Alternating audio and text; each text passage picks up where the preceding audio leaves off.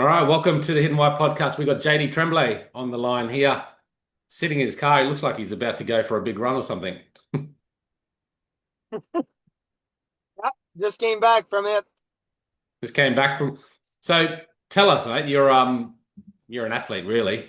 You've done some significant feats in your time, but military background. Where did it all begin? It all began, well, when I was a child. I always loved to help others, assist others in everything they do. And then I was always very active in all sorts of sports. And then I looked for a sport that would not only reach one discipline, but many discipline. And so I stumbled upon triathlon, and since then, I've been loving it ever since. What age did you start doing triathlons? I started later in life, probably 27, I think, Right. 20, 26, 27. Yeah, yeah, I was very, very late. Okay. But always been athletic into sports. Always, yes, I did a lot of mixed martial art, all sorts of discipline in that sense, boxing and judo, Muay Thai, and I did soccer, a lot of sports, but always being competitive and learning something new. But I really love triathlon because when you get injured with one sport, then you can do another. So Right. at one time my foot was hurting, so I just went swimming. Right. And if your back or the bottom of your back is hurting, well, cycling sometimes would help depending on which part of the muscle is tense. Or and then I would always switch back and forth on which sport I would be doing. So So what does a regular day look like for you as far as your physical routine? I I wake up sometime very late. I don't believe in waking up exactly at 4 in the morning or 3 in the morning. I Yeah. believe in sleep. Sleeping is one of the best advice I can give anyone. Is I think that we are an under recovered. We don't have athletes that train too much and overtrain. I think we have athletes that don't recover enough, and Okay. we have people that don't recover enough. So I wake up sometime very late, and then I try to do all of the things that I have to do in the morning, and like my meetings are only in the afternoon Yeah. or at night, Hmm. and then I go running, or I go swimming, or I go biking. There's always some form of workout that has to be in it. I read my Bible because I believe in making sure that you line yourself up with the best values possible. And for me, Christianity is a huge part of my life. Yep. And since I work with the Hungry Warrior Academy, it's of course going to be that I will be a coach helping others reach their peak performance. So I need to be that model. I need to model what I preach, and I also need to learn about it. So reading my Bible and making sure that there's not too many cold plunges. I don't believe in all of these routine that take way too long. Yeah. You just need to get your workout in, make sure that you move, make sure that you're doing whatever you need to do, and all your tasks are complete. After this, I have my meeting only in the afternoon, and that's a typical day. And then we have our retreats. And when we have our retreats, then it's more really one-on-one. And then I have the guys, because it's an academy for men, to come and learn about how to be strong, valued men. So I live with those people. These men, they learn from me, and then they follow my routine, and then it's very intense because sometimes the guys, they wake up in the middle of the night, or we go do a workout at night, and so that's where it gets a lot more intense. Huh? Yeah, yeah. And so yeah, this is the second part, and then the third part is very often I do events around the world, and right now I am in New Brunswick, and I'm about to swim between New Brunswick and PEI, and it's to raise funds for Brigadoon Camp, which is for chronic illness kids to go to summer camp.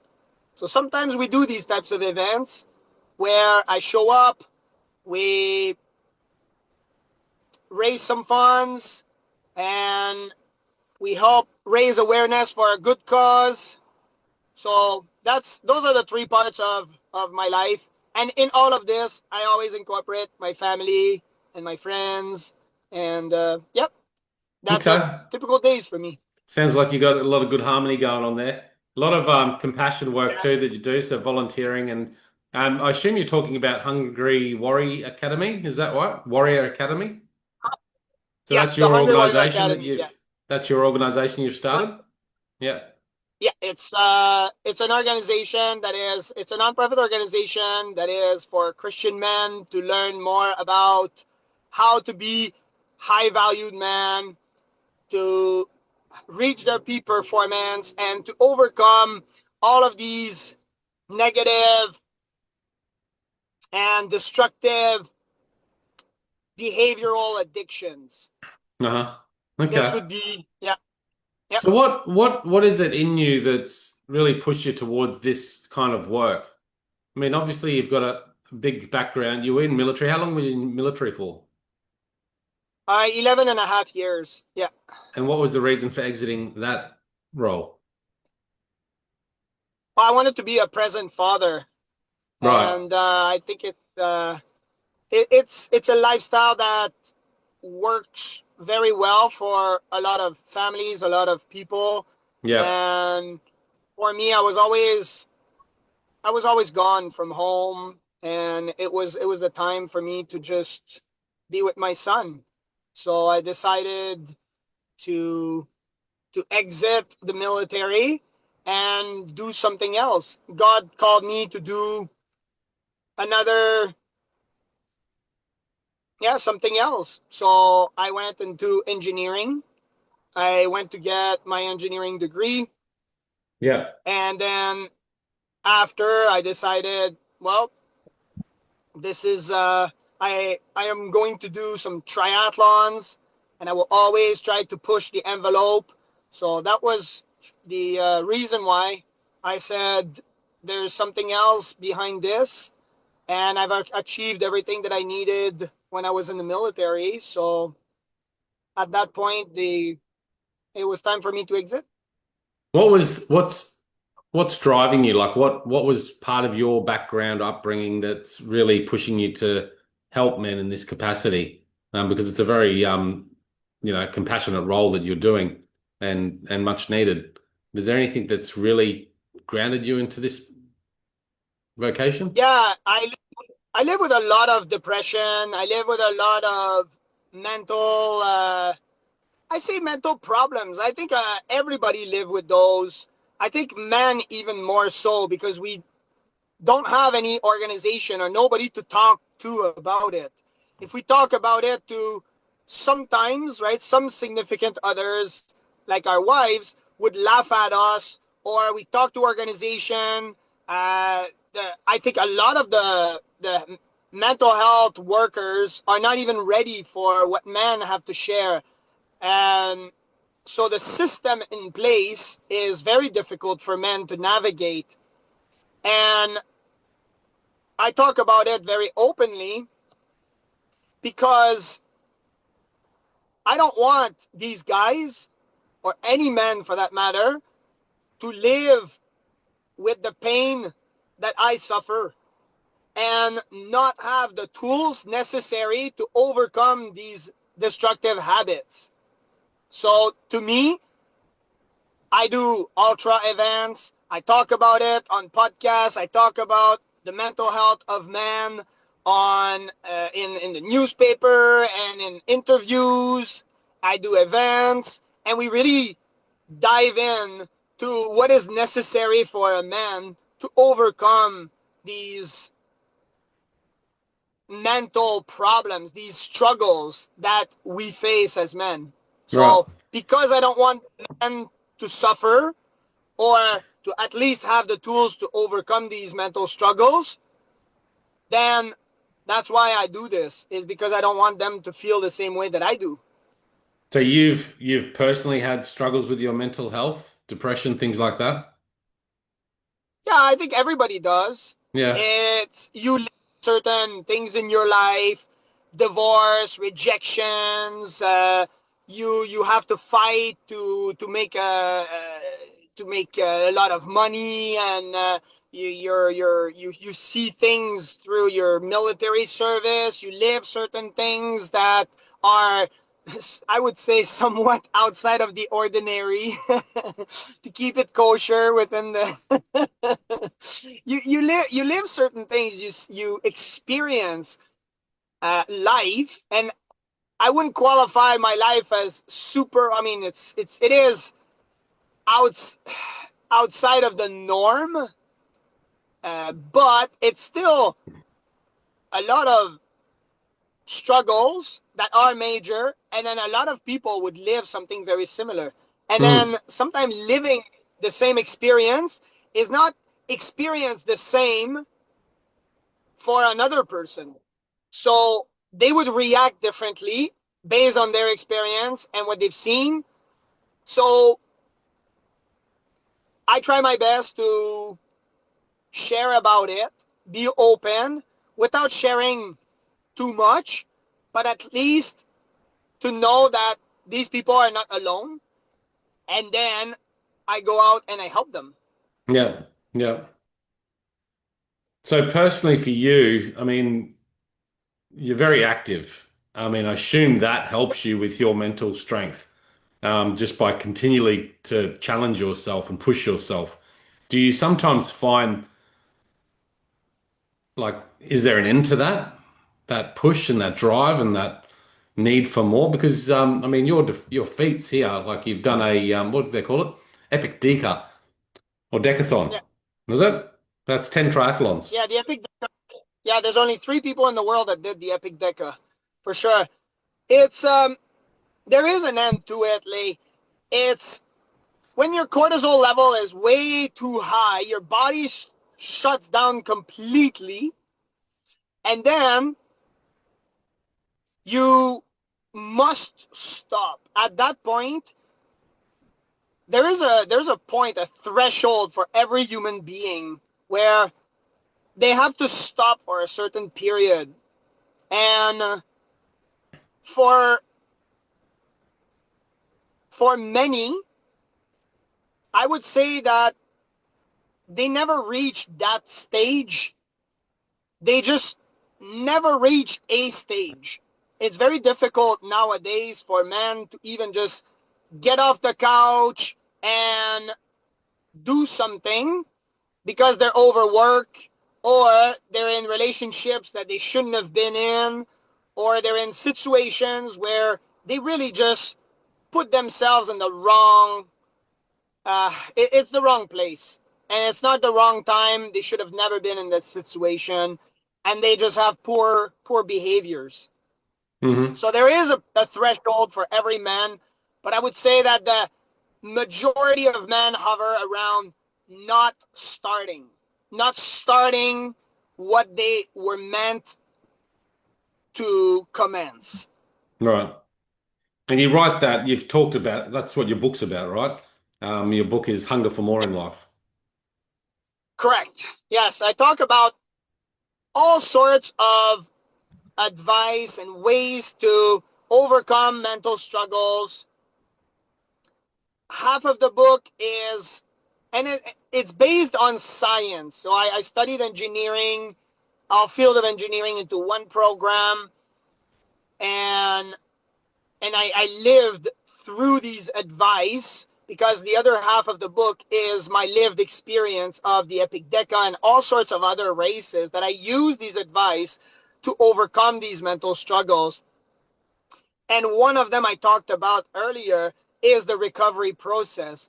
And there are multiple ways of recovery. There is active recovery also, but it gives the reader some advice on how to get started, how to reach their goals, how to, and it's not, you're not going to be reading about how to think positive and everything's going to be positive in your life. I don't believe in this at all, because despite me thinking positively or trying to all the time, there is moment where you will have to think negatively about a situation or realistically about a situation. And otherwise, not every situation is positive. Mm, You can see the positive into it, but not every situation of is course. a positive, and you just have to see it from a realistic perspective. So you're not going to be reading about advice, think positive, everything's going to be positive. No, no, no, no. You think positive, but not everything is going to be positive in your Right. life. You're going to have struggle, but the idea here is to be hungry, to know that you're going to reach the top of the mountain. You put one foot in front of the other. You break down the goals. There are certain, there's a step process that I elaborate in the book, and it's, for me, I was using it without any form of process. And it's not until I really sat down and penned that book that I understood what that step process was. And so I was able to teach it to others and mentor other men to follow this step process, which can be very simple to understand, but sometimes so difficult, because we tend to not have this model in our life, because a lot of families have been broken up, and because of that, then we've lost this father figure. Mm, Back in the days, it used to be that the father was in the home and you would be able to emulate your father. He might have not been the greatest father for 100% of the time, or everything he did was immaculate, but at least you were having this strong figure in your life. And now we have this. So a lot of families are run by um, single parents, and sometimes, very often, you're missing the dad in the home. So it's good now to have a model, because this is the first step of learning. yeah. If you look Yeah. at how the brain function in a way that we copy the people that are in front of us. Mm. That's why our Done. courses and everything that we do is working very well, and our success rate right now is unprecedented, because we have phenomenal models within the academy where people can look at and say, well, I would like to make some money. Well, there is a guy that does make a lot of money, and now he can show you how to do it. Well, we have a guy who's very fit. Oh, he can show you how to be fit. He can show you how the mindset works. If you want something, then go and get it. Yeah. And in a way that you will be able to reflect it as a mirror. So that person will be your model. Yeah. Yeah. It's refreshing to hear because you hear a lot of people like yourself that are these high performing athletes, significant defeats in life and what you do, and you sort of look at it from an external point of view and go, they're just unbreakable. They just must be, some superhuman. But you're sort of saying that, you still have days where you struggle and you have a process to manage that now, which obviously helps. And that's quite refreshing to hear because you often hear the other side of it where you don't hear of any of the struggles and, the positive, positive, positive. So I think that's really important, particularly for men's health. The men that come into your academy, I mean, I think men out there at the moment, and I struggle daily. Well, not daily, but some days I have my pains and my struggles and my doubts within the head. But I've got my own processes to deal with that as well. But there's a lot of people out there. I think with the overwhelm of the world right now, we're told to keep doing and being busy. And often that doing and being busy is not in a capacity that relates to our own inner passions or purposes. And it kind of really holds us down, like you said, like a lot of people, can't even start because they're just too overworked in the field that they're not even happy in. Is that the sort of men that you're bringing in to help? Correct. Yes, we've seen CEOs of companies, their Mhm. kids. We've seen many men come through the academy, and we've helped them look at this whole process and see.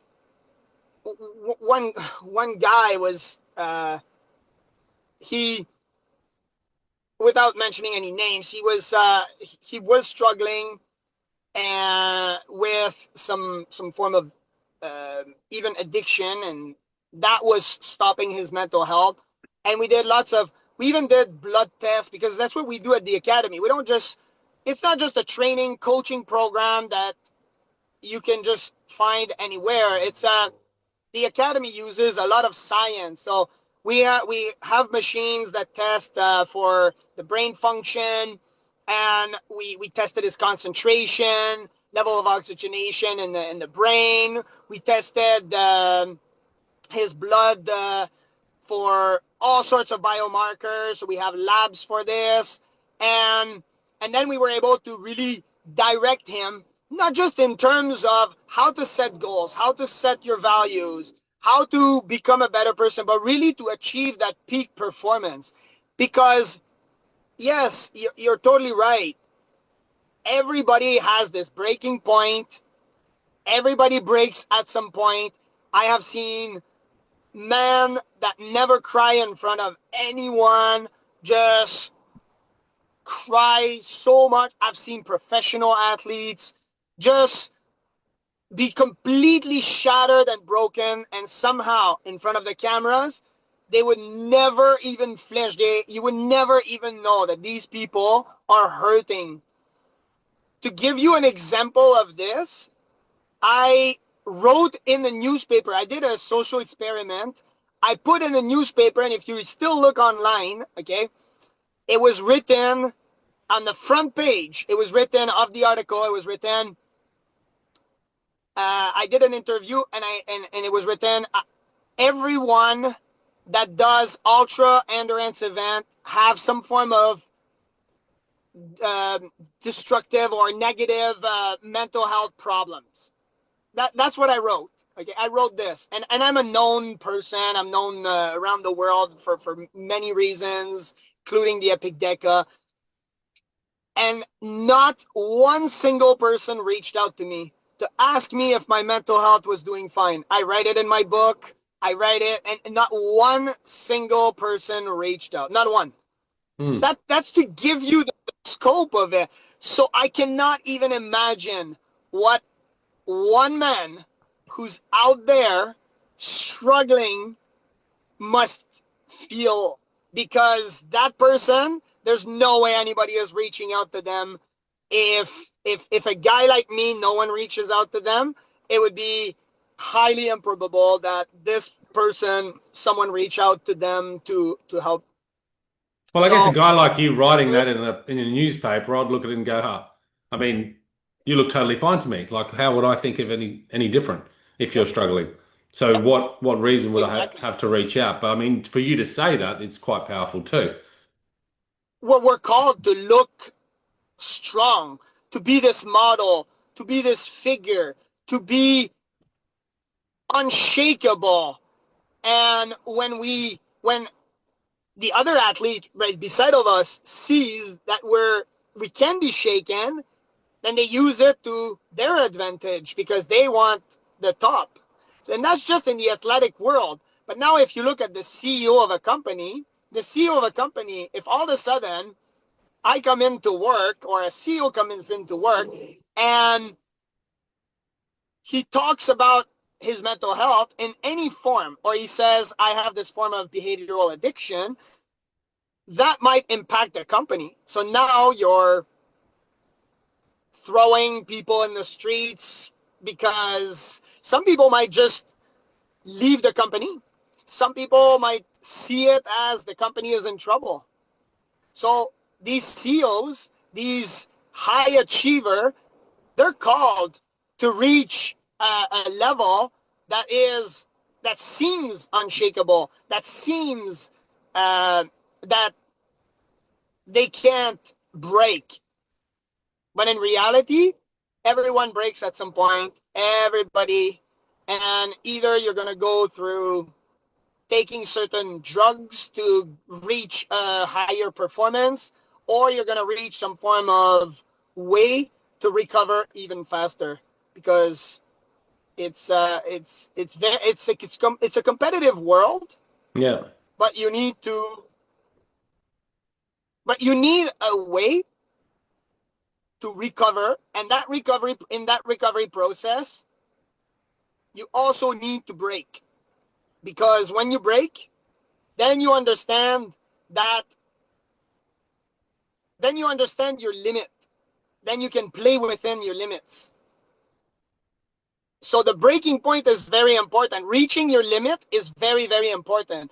And that's why doing sports, training is very important, because it creates these micro fracture and this understanding of how far you can push your body. Yeah. If you know how far you can push your body and how far you can, what is that breaking point? If you have that breaking point, then you know that physically or mentally your body is going to react in this way. If you know you're going to react in a certain way, then you're way more resilient than a lot of other people.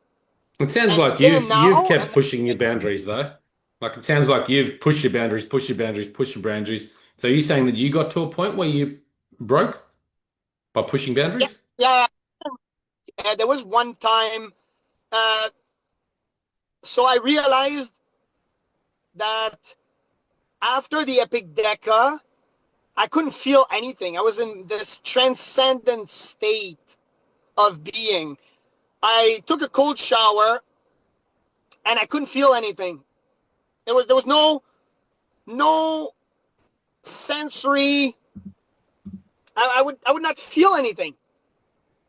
And then I took a warm shower, so I put the shower really hot, and I felt it was all I did was I saw my skin turn really red.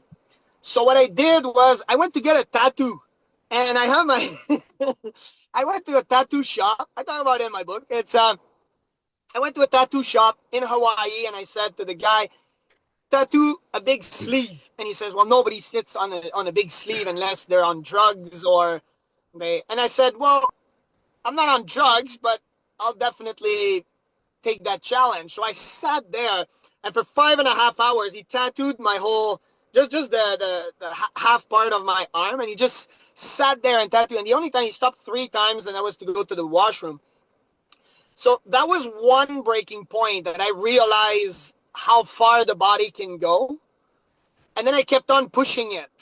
So I kept Mm. on working out and doing other races. I did Canada Men, did 3, 4 World Championship. I did so many other races, a couple of Ironmans in there later on in the same year, and I just kept on going and going. And at one point, my body just said, "Okay, this is enough. Just stop. Like um, All right. you're just yeah, you're destroying yourself. Like there's no point in just going any further." And to me, that was just refreshing, because now I understood, okay, now I can reach that part, and then now I can use it to my advantage to reach even further. So all I Yeah. have to do is just learn something different. So what I did was, now I learned a lot about recovery, which I did not know about. I learned about cold plunges, and I'm the vice president of the International Ice Association, Mm. Ice Swimming Association in Canada. And I learned so much about how the hormone behaves and how neurotransmitters behave, how the neuroendocrine system operates in the face of these adversities, in the face of having too much training or physical damage to your body, I would Yeah, say, yeah. because that's what you're just creating damage to your So body. rather than But let, at let that, you, sorry, you go. yeah, yeah, rather than, I was going to say, rather than letting yourself stop the momentum, so you push yourself to the peak performance in your physical sort of career, and then you just went into other fields to develop further. Because a lot of people would get to that point and go, "What else is left?" and maybe fall back into some sort of depression. at first I thought I would. I really thought I would, because now sport was removed and it was my coping mechanism. So for me, my coping mechanism was completely shattered. I could not work out. So I had to learn something else.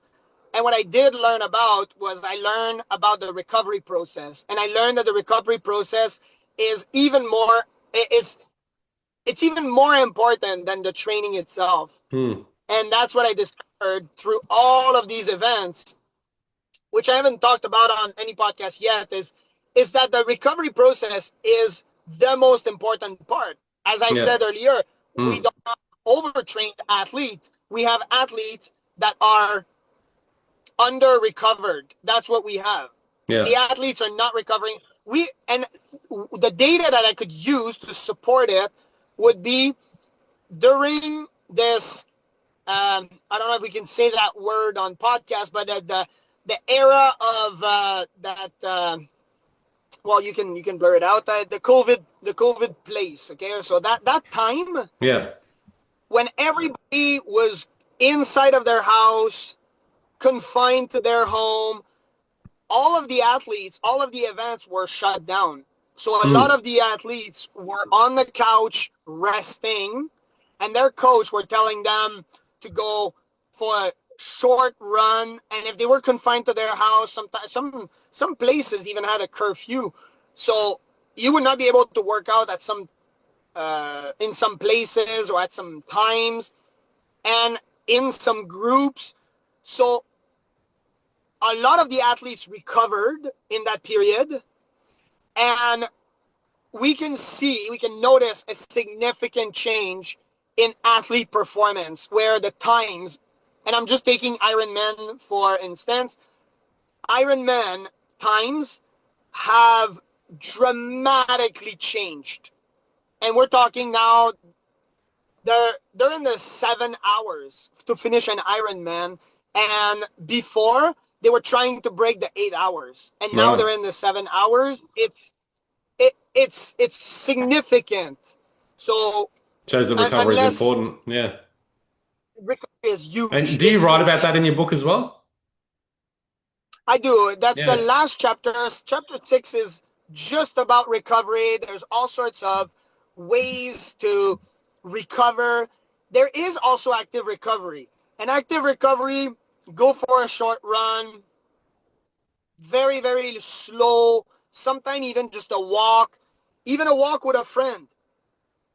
You're secreting some oxytocin by being with a human being, talking to that person. I say human being because having an AI companion on your phone or on your headset is not the same as having a coach, a mentor, having someone with you, just talking with you, having this form of connection. We need this. And Yeah, so yeah. that's one advice that I give people. If you can't run, and just start walking. And if you need motivation, use your oxytocin level by just, or increase it by just walking with someone. Or if you can't walk with that special someone because maybe your wife or your girlfriend is afar, or, then just start walking and walk maybe with them on the phone, or maybe walk with a guy friend on the phone, with someone that will encourage you to at least do some form of physical activity. Hmm. I love it, mate. I'm going to stick the book in the show notes here. We'll wrap it up there for today. Hunger for More in Life. A great book. So, guys, if you're listening out there and this is sounding of interest to you, pick it up, have a read. It might just change your life. So, JD Tremblay, I love your work. Thank you for coming on the podcast today. Any final words? Thank you. Thank you, Lee, for having me. Enjoy your 14-kilometer swim that you're doing this week. Yeah, we will. Yeah, we're doing the swim in 2 days. Hopefully, the wind and the weather will cooperate. And if anybody wants to follow us, we're at hungrywarrioracademy.com. .com. I'll put that in the links as well, guys. So check it out at the Hidden Why podcast. Until next time, peace, passion, and purpose. See you soon.